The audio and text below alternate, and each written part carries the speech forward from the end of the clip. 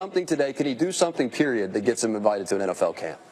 As far as a workout is concerned, look, I mean, no, his football ability. Look, some people liked it, some people didn't, some people loved it. That isn't. Look, when you go to a workout like this, it's designed to make you look great. All the things that you have questions about Johnny, you cannot find out in a workout. You can't find out in a 10-second soundbite to a camera where he's actually trying to play up to everyone's emotions and say, hey, look, I'm a different person. Right. You're going to be taking a risk.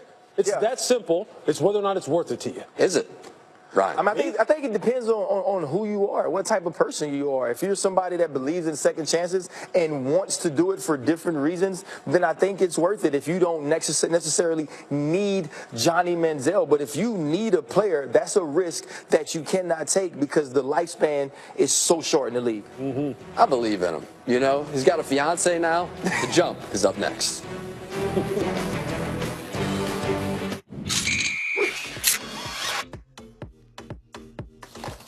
Today's opening tip, Miles Turner fakes out AD, finishes with a powerful dunk. I mean, the Pelicans did win the game, but Stack, come on, this guy is only 2 days shy of his 22nd birthday. Yeah, this dunk is nice. He got a real bright future. I love this kid. Yeah, and he's so much fun to be around. Great Breath of fresh air, great attitude, right? Yeah, I like Miles Turner. It's funny, I've heard some people say, oh, he's not developing as fast as we want. He's 21 years old, right? He got a lot of time. Give us some time. Especially bigs. Bigs take a little bit longer. And he can shoot. And he can shoot, yep. He can do that. He can dunk. Welcome to The Jump. I'm Rachel Nichols, our insider, Amin Elhassan. And today, he's got the ring. It's 2003 champ, Steven Jackson. If I had that, I would wear it every day. So last night's Raptors-Cavaliers game was a little bit of a glass half empty, glass half full extravaganza, basically. Both teams could walk away feeling a whole bunch of different ways. But here's the one thing that was indisputable. Having LeBron James on your team is such a tremendous advantage, it just kind of smothers everything else. Okay. All right, LeBron. Hot take, right? Nice. You can be this Raptors squad and score 79 points in a half, something that had only happened once before in the franchise's 23-year history. And it's still not good enough when LeBron can finish with 35 points, 17 assists, and no turnovers. 17 assists. No turnovers. Man, boys. That is something no forward had done in the 40 years since the NBA had first started tracking turnovers, which makes that whole Raptors 23-year stat just look adorable, doesn't it? By the end of the night, LeBron had scored or assisted on 80 of the Cavs' 132 points, which is insane. But as usual, the film is even more impressive than the numbers. Take a look at this dunk. He had to give the Cavs a lead less than 4 minutes to go. Terrible help defense. Look at the overhead angle on this. I watched this like 6 times. LeBron also smoothly nailed his end-of-game free throws, which anyone who watched the Thunder play the other day knows this is never a sure thing. But really, this was a night when LeBron's passing outshone it all. LeBron has always prided himself on being more magic than Michael, and frankly, his court vision is even better, and his passing is more precise. And the fact that he has a near photographic memory makes him just deadly. This was probably the play of the game, right? LeBron finding Kevin Love in the corner with 27 seconds to go. I want you to listen to LeBron describe how he made this happen because he's played against Serge Ibaka for 9 years and knew exactly what Serge was going to do. I was just reading the defense, knowing Serge's tendencies. Once I turned the corner, I knew he was going to try to track me down and try to make a play at the rim if I went up there. So once I seen him had 2 eyes on me, I knew I could find Kev in that short corner, and that's pretty much money. Pretty much money. All right, so let's get to all that glass stuff. After the game, acting Cavs coach Larry Drew was very half full, noting that sometimes, quote, there's one game during the regular season that changes your team, and tonight's game might have done that for us. That looks stressful. Certainly, the fact that Cleveland was able to beat the East #1 seed without Ty Lue on the bench and with 5 players missing for various reasons, I mean, that seems like a pretty good sign. But then LeBron himself was quick to knock down the whole season-turning thing, noting, quote, we've only got like 11 games left. The season is almost over. As for the Raptors, Kyle Lowry, definitely glass empty. Quote, it was a trash game by us. They shot 60% from the field, a disgraceful display of defense. But also post-game, you could find plenty of half-full Toronto fans, noting that in order to scrape by the Raptors at home, the Cavs needed a historic performance from LeBron, Cleveland needed to shoot 60%, oh, and the Raps were on the second night of a back-to-back.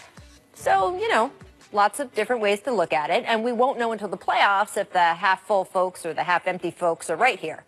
All I know is it's usually better to be the team that has LeBron James holding the glass. Ah, wordplay. There you go. Well I don't know. written. You're half full. Yeah, yes, I am happy. Well, wait till the end of the show. It's an hour-long show. It's going to be a while. Larry Drew did call the stack the turning point. Could be. He said every team has a turning point game. This could be it. Sometimes it doesn't turn the way you want it. Do you buy that, though? Do you think that this is a turning point game? No, I don't doubt this. I don't doubt it, but I don't believe it. I don't believe it. This is my whole thing. I just never go against LeBron. I never will. History tells you not to go against him. So you don't even think they needed to be turned? No, I mean, as long as you have LeBron, you know, he does the unthinkable. He makes everybody better, and when it's time to go, it's time to go. He gets it done, and that's basically what it is with me. I'd like to compliment you for making that point while Amin was throwing water bottles near your head. What are you? I was just trying to get out of the way, trying to clear the desk. No, I don't. First of all, I'm like LeBron. The turning points. What's a turning point? What is that? I don't believe it. Look, they play the Suns next. If they lose to the Suns, is that a different turning point? If they lose to the Suns, they have a list of problems that are very long. If they lose to the Suns, there might be a game that could come back to haunt them. Ooh. That's not this segment. Okay, well, but my point is, I don't like people declaring. I never believed in that. You declare, this is a turning point. Right. Because what does it mean if 2 games later you have a letdown? Because like that's happened. It's the NBA. 82-game season. You have great games. You have not so great games. LeBron had a great game. The Cavs. Yeah, great game. You feel good coming out of that game, but it's not like this is a season-defining victory. No, it's still 1 game out of 82. But how much is there at that mental aspect of the game for players, Stack, that certainly as fans we like to project there is there? We like to project, oh, the Raptors needed to come win this one because they needed the confidence to know they had to beat the Cavs, or the Cavs needed to win this one to know that they're really the team they used to be and they can come fight playoff time. Is any of that true if you're a player? Nah, it was just, no, that's not true at all. I just think the Cavs played a great game, but Toronto was not ready to play. Their defense was horrible. As we just showed, you should never have a time where the best player in the world is on the court and he dribbles from one end to the other and goes to dunk it, and the whole team is not paying him no attention. Look how easy this is. This should never happen in the game when LeBron's playing. Never. Yeah. The whole great defensive coach teach you load to the great player, the best player. Everybody should be on that side of the court and make him pass. He should never walk. And like that shows why he had a great game. It makes it look so easy. The other dunk that we showed from earlier in the game, later in the game, where he's ISO'd against Poeltl.